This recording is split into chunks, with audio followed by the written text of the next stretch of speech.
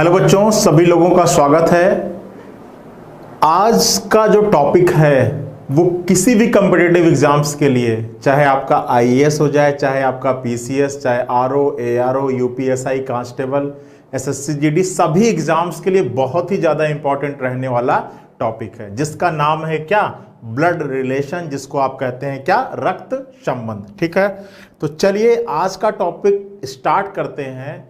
और सबसे basic question में अगर आपसे पूछूं कि ब्लड रिलेशन होता क्या है, तो आप क्या बताओगे? अगर मैं आपसे पूछूं कि ब्लड रिलेशन होता क्या है, ब्लड रिलेशन होता क्या है, तो आप क्या बताओगे कि रक्त संबंध क्या होता है? रक्त संबंध क्या होता है? ठीक है, तो देखिए रक्त संबंध के अंदर हम को जो प्रश्न दिया रहता है उसका आंसर हमारी किसी ना किसी जनरेशन में, किसी ना किसी पीढ़ी को क्या करता है? प्रदर्शित करता है। ठीक है, जैसे सपोज करो कि ये आप हो, ये क्या हो? आप हो। अब आप चाहे मेल होगे, चाहे क्या होगे? फीमेल होगे। ठीक है, तो अगर मैं आपसे एक पीढ़ी ऊपर बढ़ूं तो सबसे पहले कौन आएंगे? तो आपकी माता जी आएंगी, जिसको आप कहते हो मदर। ठीक है, सबसे पहले आपके माता जी आएंगी। ठीक है, और फिर कौन आएंगे? पिताजी आएंगे, जिसको आप क्या कहते हो? फादर कहते हो। ठीक है, तो अगर आपसे एक पीढ़ी ऊपर आगे बढ़ा जाए तो सबसे पहले माँ आएगी और फिर कौन आएंगे? पिताजी आएंगे। ठीक है, फिर अगर आपकी पीढ़ी से दो पीढ़ी ऊपर बढ़ा जाए तो अगर माँ की तरफ से ऊपर बढ़ेंगे तो कौन कौन मिलेंगे आपको? आपको मिलेंगे नाना जी और नानी जी। ठीक है, और अगर आप अपने पिताजी की तरफ से आगे बढ़ेंगे, अगर आप अपने पिताजी की तरफ से आगे बढ़ेंगे तो आपको कौन मिलेंगे? दादाजी और दादी जी। कौन मिलेंगे? दादाजी और दादी जी। ठीक है, दादा जिसको कहते हैं और दादी। ठीक है, इसको कहते हैं ग्रैंड मदर। ठीक है, और इसको कहते हैं ग्रैंड फादर।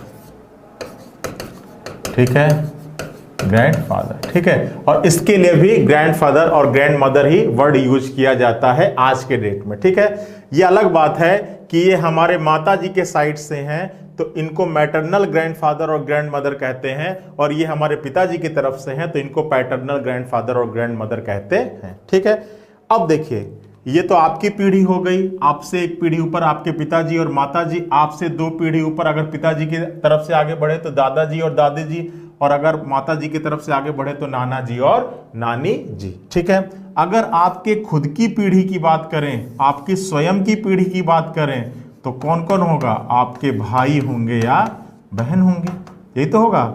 कल को अगर सब कुछ अच्छा रहा और आपकी शादी हुई, ठीक है, आपकी शादी हुई तो आपकी वाइफ होगी और कौन होंगे? हस्बैंड होंगे।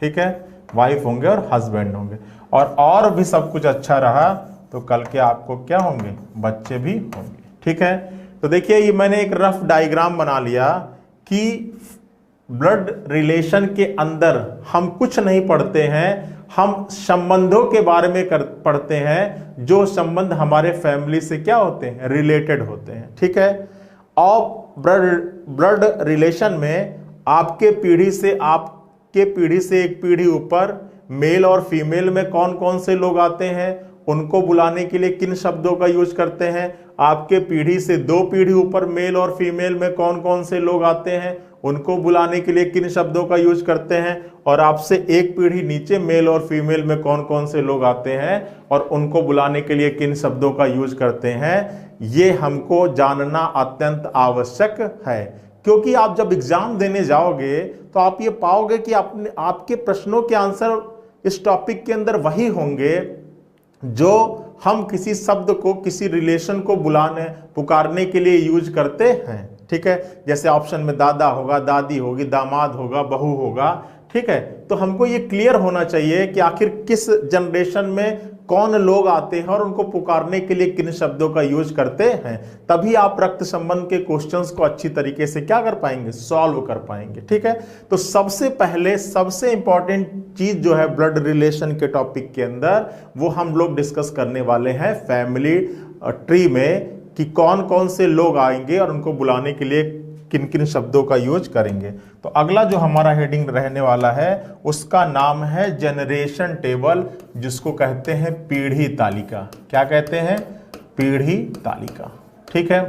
अब देखिए पीढ़ी तालिका को अगर हम 3 कॉलम में डिवाइड करें तो पहला हो जाएगा आपका पीढ़ी, फिर हो जाएगा आपका पुरुष और फिर हो जाएगा आपका महिला। ठीक है।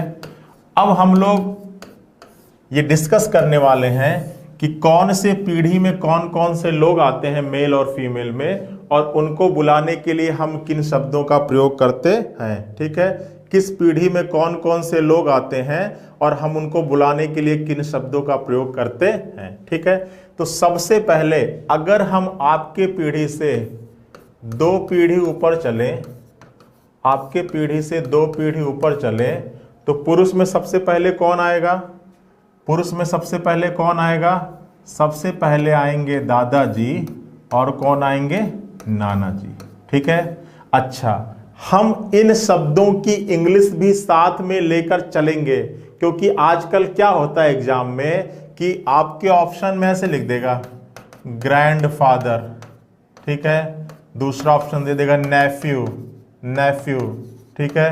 तो अब आपको क्लियर होना चाहिए, हिंदी वाले में भी, हिंदी वाले प्रश्नों में भी आपके ऑप्शन में इंग्लिश वर्ड को ही लिख देता है, तो वहां पर आपको यह मालूम होना चाहिए कि ग्रैंडफादर का मतलब क्या होता है, नेफ्यू का मतलब क्या होता है, ये सारी चीजें क्लियर होनी चाहिए। ठीक है।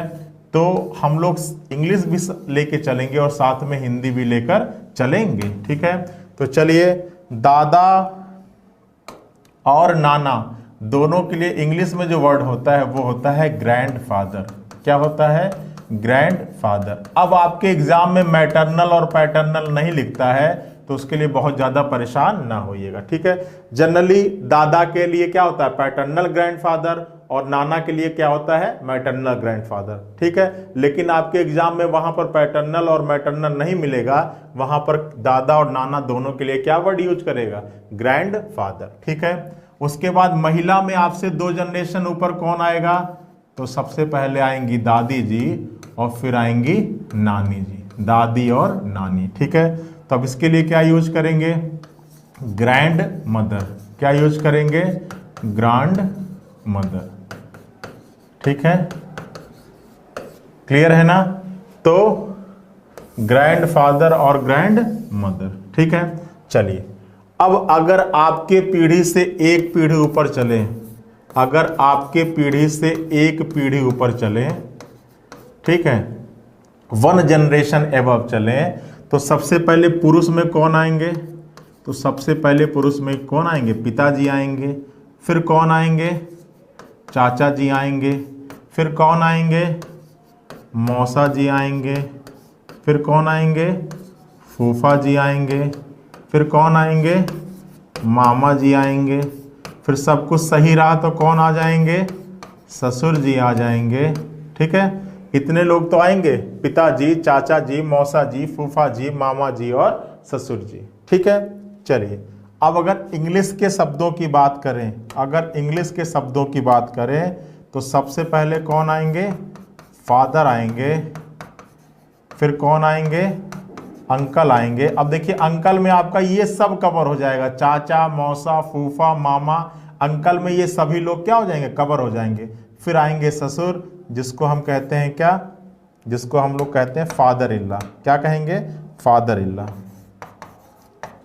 फादर इल्ला, फादर इल्ला।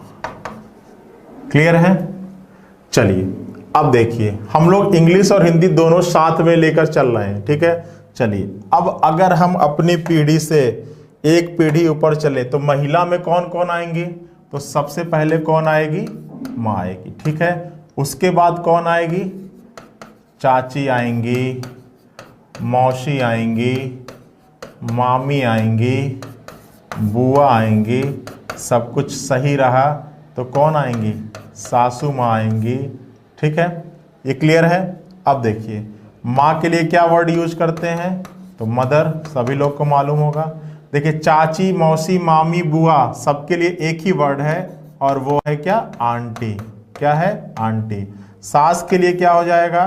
सास के लिए हो जाएगा मदर इन लॉ। क्या हो जाएगा? Mother in law.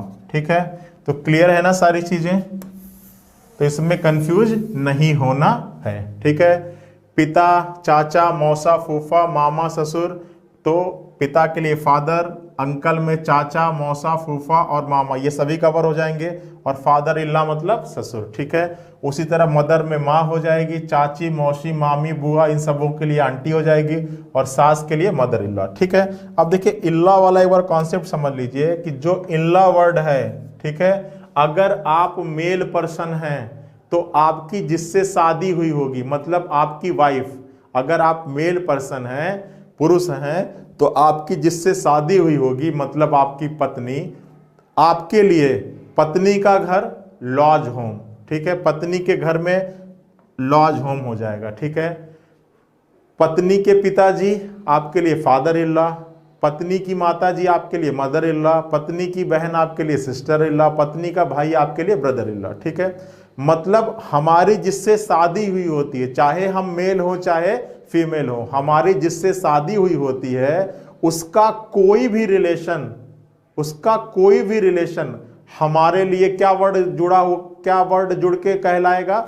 In law word जुड़ के कहलाएगा। ठीक है, मतलब चाहे आप मेल हो चाहे फीमेल हो, आपकी जिससे शादी हुई है, उसके पिताजी आपके लिए फादर इन लॉ, उसके माताजी आपके लिए मदर इन लॉ, उसका भाई आपके लिए ब्रदर इन लॉ, उसके सिस्टर आपके लिए सिस्टर इन लॉ। ठीक है, क्योंकि पता है कि जैसे ही शादी हुई तो नियम कानून वहीं से लागू होना चालू हो जाता है, इसलिए उन सभी शब्दों में इन लॉ वर्ड जुड़ जाता है। ठीक है, चलिए, तो ये तो हो गया हमारी पीढ़ी से 2 पीढ़ी ऊपर, हमारी पीढ़ी से 1 पीढ़ी ऊपर। अब आते हैं अपनी खुद की पीढ़ी में, और ये देखते हैं कि हमारी खुद की पीढ़ी में कौन कौन से लोग आते हैं और उनको किन शब्दों से हम पुकारते हैं।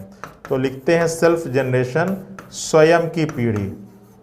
ठीक है, स्वयं की पीढ़ी जिसको कहते हैं सेल्फ जनरेशन। इसमें सबसे पहले कौन आ जाएगा? तो इसमें सबसे पहले आएगा भाई। ठीक है, उसके बाद कौन आ जाएगा? उसके बाद आ जाएगा ममेरा भाई। ठीक है, ममेरा भाई, मौसेरा भाई, मौसेरा भाई। ठीक है, उसके बाद कौन? फुफेरा भाई, फुफेरा भाई। ठीक है, भाई, ममेरा भाई, मौसेरा भाई, फुफेरा भाई। ठीक है, उसके बाद आपका साला, जीजा, पति। ठीक है, ये सब किस में आते हैं?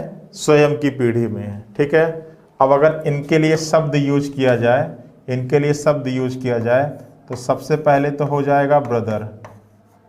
क्या हो जाएगा? ब्रदर। उसके बाद क्या हो जाएगा?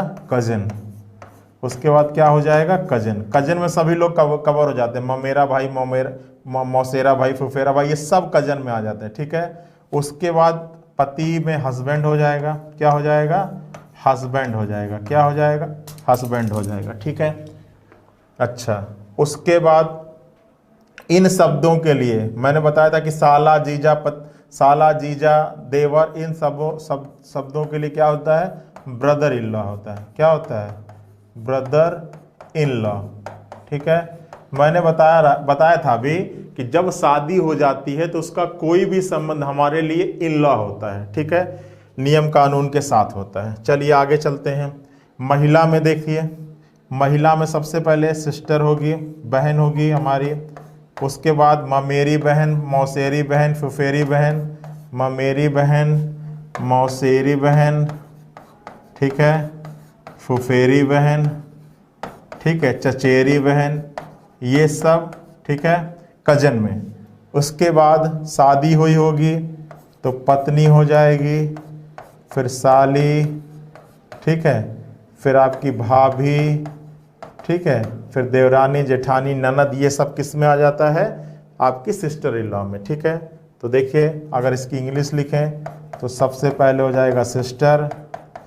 ठीक है, उसके बाद इन सब के लिए क्या यूज होगा? कजिन वर्ड यूज होगा। क्या यूज होगा? कजिन वर्ड यूज होगा, ठीक है। और पत्नी के लिए क्या वर्ड यूज होगा? वाइफ यूज होगा। क्या यूज होगा? वाइफ, ठीक है। और साली, भाभी, ठीक है, इन सभी के लिए, देवरानी, जेठानी, ननद, इन सभी के लिए क्या वर्ड यूज होगा? Sister in law. क्या यूज होगा? Sister in law, sister in law, ठीक है। तो देखिए शब्दों को भी बिल्कुल अच्छे से जानते रहिएगा, क्योंकि आपके एग्जाम में इन्हीं शब्दों से प्रश्न पूछे जाते हैं, ठीक है। तो ये तो हमारी पीढ़ी, हमसे एक पीढ़ी ऊपर, हमसे दो पीढ़ी ऊपर, ठीक है। अब चलते हैं और हमसे दो पीढ़ी नीचे चलते हैं, ठीक है। हमारी पीढ़ी तक हो चुका था ना, अब चलते हैं हमसे एक पीढ़ी नीचे, एक पीढ़ी नीचे, ठीक है। तो सबसे पहले हम पुरुष ले लेते हैं और फिर हम ले लेते हैं महिला, ठीक है। तो हमसे एक पीढ़ी नीचे सबसे पहले कौन आ जाएगा? पुत्र होगा हमारा, ठीक है। उसके बाद भांजा हो जाएगा, उसके बाद भतीजा हो जाएगा, और उसके बाद क्या हो जाएगा? दामाद हो जाएगा, ठीक है। पुत्र, भांजा, भतीजा और दामाद। पुत्र के लिए क्या हो जाता है? सन होता है। भांजा और भतीजा दोनों के लिए वर्ड यूज होता है नेफ्यू। क्या यूज होता है? ठीक है, नेफ्यू। और दामाद के लिए क्या वर्ड यूज होगा? Son in law, son in law. दामाद के लिए वर्ड यूज होगा सन इन लॉ, ठीक है। उसी तरह महिला में सबसे पहले क्या होगी? हमसे एक जनरेशन नीचे तो पुत्री होगी हमारी, उसके बाद भांजी, भांजी, भतीजी, ठीक है। और उसके बाद कौन हो जाएगी? बहू हो जाएगी, ठीक है। अच्छा, पुत्री के लिए क्या यूज होते हैं? डॉटर,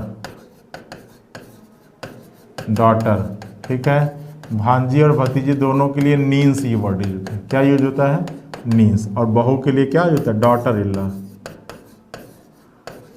डॉटर इन लॉ, ठीक है, डॉटर इन लॉ। क्लियर है? चलिए, ठीक है। तो ये तो हो गया हमसे एक पीढ़ी नीचे महिला और पुरुष में, ठीक है। अब हमसे दो पीढ़ी नीचे, एग्जाम में हमसे दो पीढ़ी ऊपर और दो पीढ़ी नीचे तक का ही पूछा जाता है। तो हमसे दो पीढ़ी नीचे पोता या पौत्र होगा, ठीक है, और नाती होगा, ठीक है। पोती या पौत्री, और दूसरा कह सकते हैं नतनी, नतनी हो जाएगा, ठीक है। तो देखिए पोता के लिए क्या यूज होता है? ग्रैंडसन। क्या यूज होता है? ग्रैंडसन। और पोती के लिए क्या यूज होता है? Grand daughter. क्या यूज होता है? ग्रैंड डॉटर, ग्रैंडसन और ग्रैंड डॉटर, ठीक है। ये तो होता है पोता या पोती के लिए, पोता या पोती। तो देखिए पोता और नाती इन दोनों के लिए, देखिए पोता क्या हो जाता है? जो हमारे पिताजी की तरफ से हमारे पापा जी, फिर उधर से जो नीचे आते हैं वो हो जाता है पोता, और जो हमारे नाना जी की तरफ से नीचे आता है वो हो जाता है नाती, ठीक है। पौ से पिताजी, पौ से पोता, न से नाना जी, न से नाती, ठीक है। इसी तरह जो हमारे दादी जी की तरफ से होगा वो पोती, और जो हमारे दादा या दादी और जो हमारे नाना या नानी की तरफ से हो जाएगा वो हो जाएगा नतनी, ठीक है। तो ये तो है जनरेशन टेबल, मतलब हमसे दो पीढ़ी ऊपर और हमसे दो पीढ़ी नीचे मेल और फीमेल में कौन कौन से लोग आते हैं और उनको बुलाने के लिए हम किन शब्दों का यूज करते हैं। तो ये शब्द बिल्कुल क्लियर होने चाहिए, और इसीलिए मैंने आपको इंग्लिश और हिंदी दोनों में नोट डाउन करा लिया, क्योंकि आपके एग्जाम में दोनों लैंग्वेज का यूज कर सकता है एग्जामिनर, ठीक है। चलिए अब अगला हेडिंग डालते हैं। देखिए आपको एग्जाम में किसी भी प्रश्न का, कैसा भी प्रश्न आ जाए, चाहे इजी आ जाए, चाहे टफ आ जाए, चाहे कैसा भी आ जाए, आपको सबसे पहले उस प्रश्न का फैमिली ट्री बनाना है। क्या बनाना है? फैमिली ट्री बनाना है, और उसी के आधार पर अपने प्रश्नों का उत्तर देना है। कभी भी आप डायरेक्टली प्रश्न पढ़कर अपने दिमाग में चीजों को एज्यूम करके मत आंसर देने लगिएगा, ठीक है। क्योंकि ब्लड रिलेशन एक ऐसा टॉपिक है कि जो मैं चीजें आपको बता रहा हूं, अगर आप उसको एक बार समझ लेंगे तो कैसा भी प्रश्न आ जाए आप 100% एकदम सही आंसर निकालेंगे, लेकिन उस मेथड को फॉलो करेंगे तभी, ठीक है। अगर अपना दिमाग लगाने लगे तो इस इजी टाइप के प्रश्न को भी आप एग्जाम में गलत कर कर चले आएंगे, ठीक है। तो सबसे पहले ब्लड रिलेशन का कोई भी क्वेश्चन मिले, सबसे पहले आपको क्या बनाना है? फैमिली ट्री बनाना है। अब कहोगे सर ये फैमिली ट्री क्या आ गई और इसको कैसे बनाते हैं? तो देखिए फैमिली ट्री बनाने के लिए किस सेंस में किन शब्दों का यूज करते हैं, किन संकेतों का यूज करते हैं, उसको हम एक बार आपको नोट डाउन करवा दे रहे हैं। ठीक है, एक मिनट रुकिए।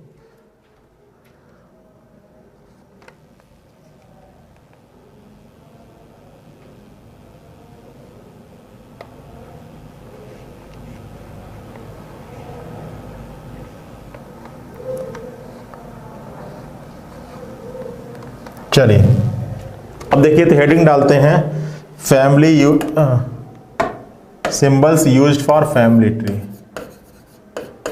Symbol used for family tree. Symbols used for family tree.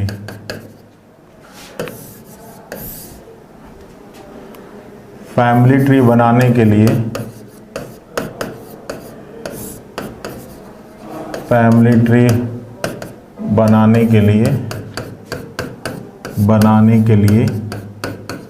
प्रयुक्त होने वाले संकेत,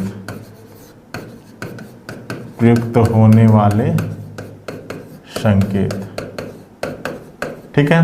तो देखिए, अगर आपके प्रश्न में किसी मेल पर्सन की बात हो रही हो, ठीक है, किसी पुरुष की बात हो रही हो, तो आप उसका नाम लिख के या तो लगा दीजिएगा प्लस साइन या तो रखिएगा उसको चतुर्भुज के अंदर। ठीक है, अगर आपके प्रश्न में किसी मेल पर्सन की बात हो रही हो, किसी पुरुष की बात हो रही हो, तो आप उसका नाम लिख के उसके ऊपर लगा दीजिएगा प्लस साइन या तो उसको रखिएगा चतुर्भुज के अंदर। ठीक है, अब देखिए, कभी भी आप नाम से मत डिसाइड करिएगा कि वो मेल है या फीमेल है, जब तक कि क्वेश्चन का संबंध आपको ये ना बता दे कि वो मेल है या फीमेल है। ठीक है, आप जैसे राजेश बोल दिया तो ये नहीं कि राजेश आप पुरुष लग रहा तो उसको पुरुष अपने आप लिख दिया।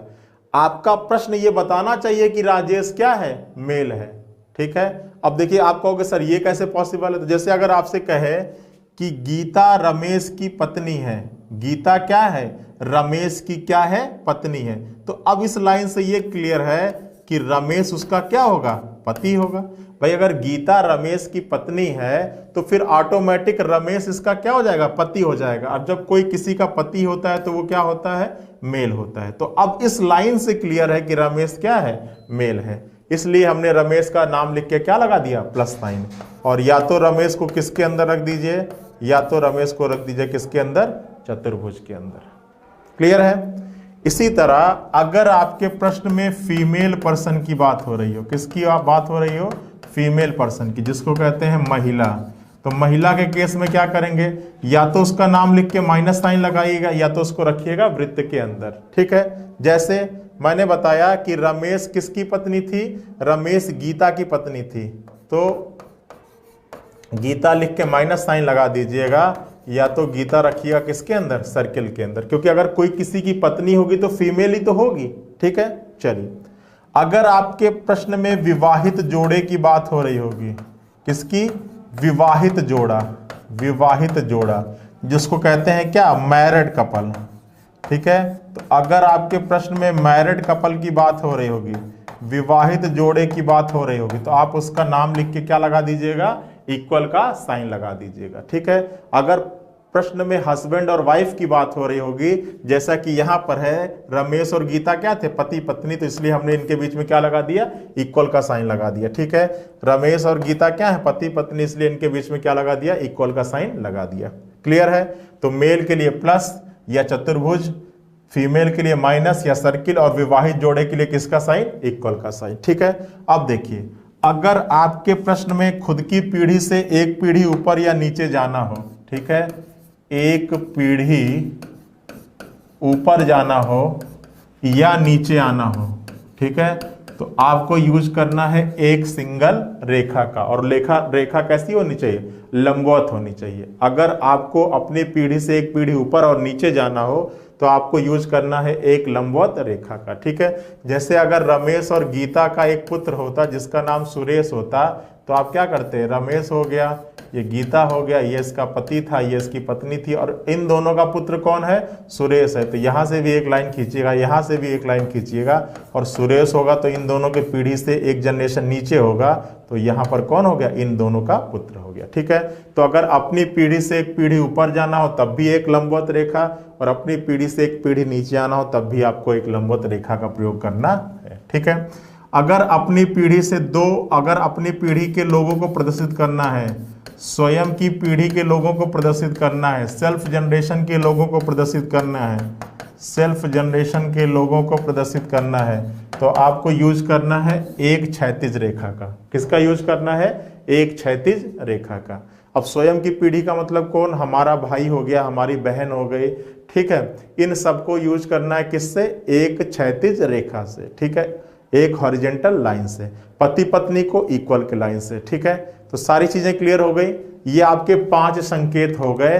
इन 5 संकेतों के माध्यम से किसी प्रकार का भी प्रश्न हो, आप बिल्कुल इजीली फैमिली ट्री को क्या कर सकते हैं, ड्रॉ कर सकते हैं। लेकिन उसके लिए आपको एक इंपॉर्टेंट कॉन्सेप्ट बताना चाह रहा हूं जो बहुत ही ज्यादा इंपॉर्टेंट रहने वाला है, उसको आप गांठ बांध करके अपने दिमाग में घुसा लीजिए। और वो कॉन्सेप्ट कौन सा है, तो यहां पर आप समझिएगा हमारे साथ।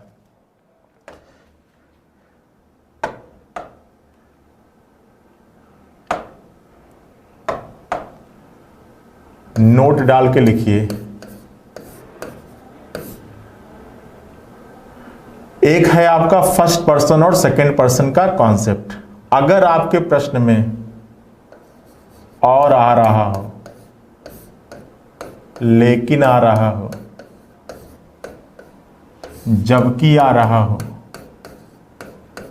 या कुछ ना भी आ रहा हो, केवल कॉमा आ रहा हो, तो ये सारी चीजें रिप्रेजेंट करती हैं किसको, फर्स्ट पर्सन को, जिसको कहते हैं प्रथम व्यक्ति को। ठीक है, कौन कौन सा, बट, वाइल और एंड।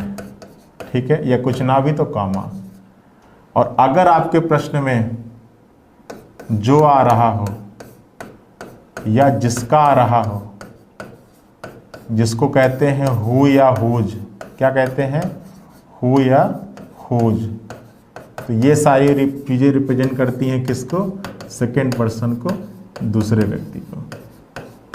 ठीक है, या ढेर सारे लोग होंगे तो किसको, लास्ट पर्सन को। अगर ढेर सारे लोग होंगे तो किसको, लास्ट पर्सन को। ठीक है, तो अगर आपके प्रश्न में और आ जाए, लेकिन आ जाए, जबकि आ जाए, तो ये सारी चीजें फर्स्ट पर्सन के लिए, और अगर आपके प्रश्न में जो और जिसका आ जाए तो ये सारी चीजें सेकेंड पर्सन के लिए, और अगर ढेर सारे लोग होंगे तो लास्ट पर्सन के लिए। ठीक है, अब देखिए ये फर्स्ट पर्सन और सेकेंड पर्सन है क्या चीज, ये भी आपको जानना अत्यंत आवश्यक है कि आखिर ये फर्स्ट पर्सन और सेकंड पर्सन है क्या चीज, ये क्या बता दिया सर ने। तो एक एग्जांपल के माध्यम से समझते हैं कि देखिए कितनी बड़ी चीज है। जैसे आपसे कहे कि राम सुरेश का भाई है, राम सुरेश का क्या है, भाई है, और गीता का पति है, और क्या है, गीता का पति है।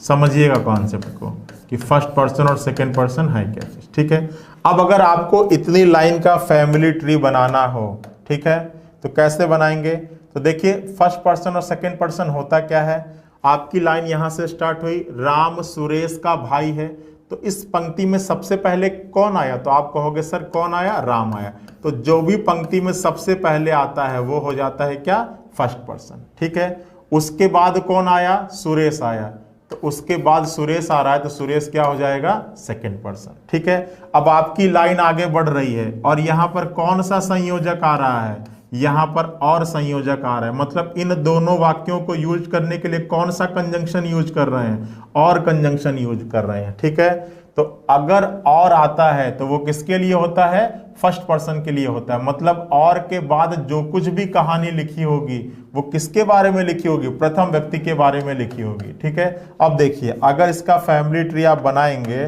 तो देखिए राम सुरेश का भाई है, तो राम क्या है, भाई है, भाई है तो क्या होगा, मेल होगा, किसका भाई है, सुरेश का भाई है।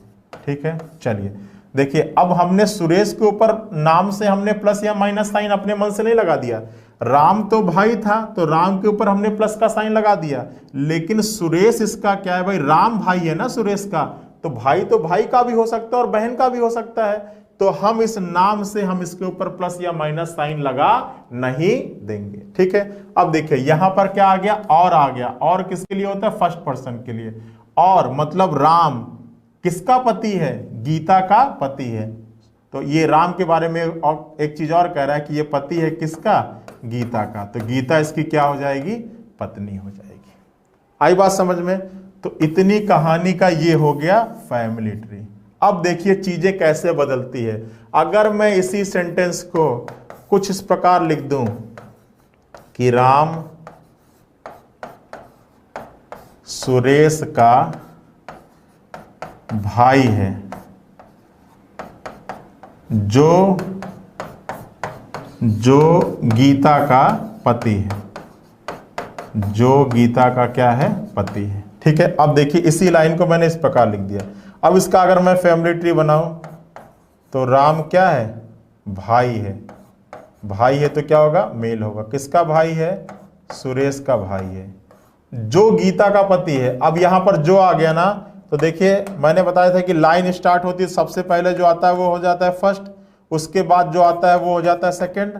ठीक है, तो सबसे पहले राम आया तो राम हो गया फर्स्ट, उसके बाद सुरेश आया तो सुरेश हो जाएगा सेकंड। अब उसके बाद यहां पर जो आ रहा है, तो जो के बाद की जो कहानी है, ये कहानी ये किसके लिए होगा, सेकंड पर्सन के लिए होगा। ठीक है, मतलब गीता का पति कौन हो जाएगा, सुरेश हो जाएगा। तो देखिए सुरेश क्या हो गया, पति हो गया, पति होगा तो क्या होगा, मेल होगा, किसका पति है, गीता का पति, और गीता इसकी क्या हो जाएगी, पत्नी हो जाएगी। ठीक है, तो अब देखिए यहां पर और जो, इन दोनों के कॉन्सेप्टों के यूज मात्र से ही फिगर पूरा क्या हो गया, बदल गया। अब अगर आपका ये कॉन्सेप्ट क्लियर नहीं हुआ, अगर आपका ये कॉन्सेप्ट क्लियर नहीं हुआ, तो आप इस टाइप के प्रश्न में पत्नी किसी और की होगी और बना दोगे किसी और की। ठीक है, तो ये कॉन्सेप्ट तो बिल्कुल क्लियर होना चाहिए। आई बात समझ में।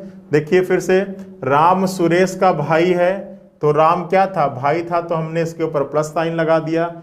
किसका भाई है, सुरेश का भाई है, तो हमने नाम से सुरेश के ऊपर प्लस या माइनस साइन अपने मन से लगाया नहीं।